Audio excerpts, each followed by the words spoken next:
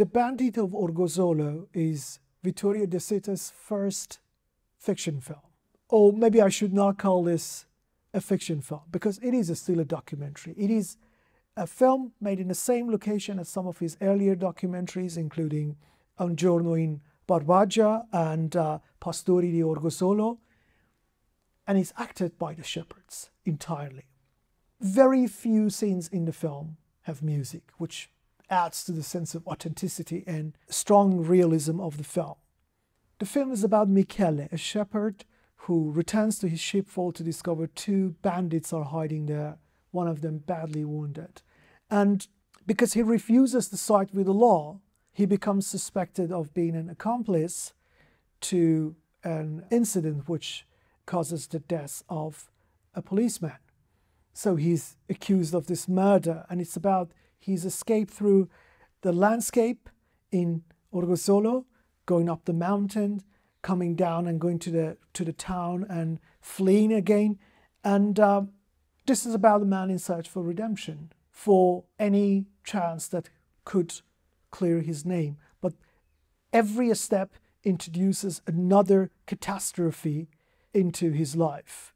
So basically it's a film about how all the doors are closing on him and how the brutality of the landscape becomes a reflection of the tortured soul that this shepherd is and the impossibility of redeeming himself. So eventually the film ends with him embracing the life as a bandit.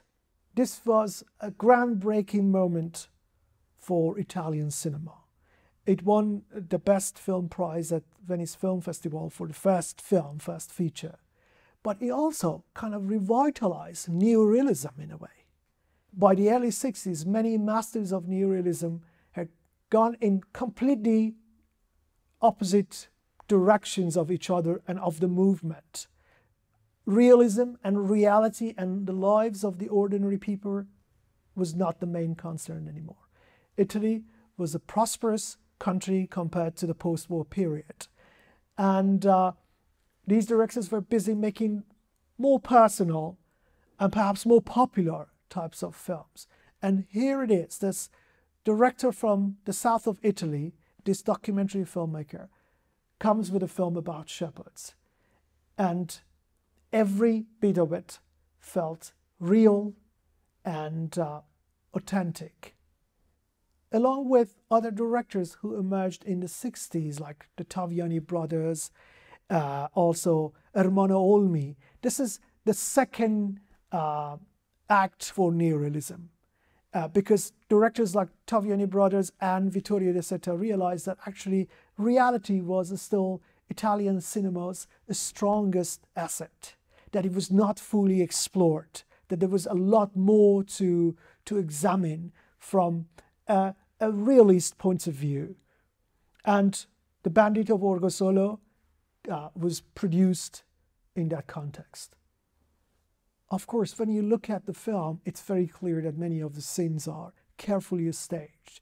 And when you listen to the film, the main character, Michele, if you listen carefully, his voice is actually dubbed by Gian Maria Volonte. And you don't expect to hear Gian Maria Volonte's voice on A Shepherd from the South. Non allontanarti dalle pecore. Stai con gli occhi aperti, capito? Se domattina non sono tornato, le fai pascolare qui intorno. But you do. So realism is very, very relative. But if you look at the overall experience, the feelings that the film leaves you with, it's perhaps richer, more devastating, and more powerful than many of the films made during the first wave of neorealism after the Second World War.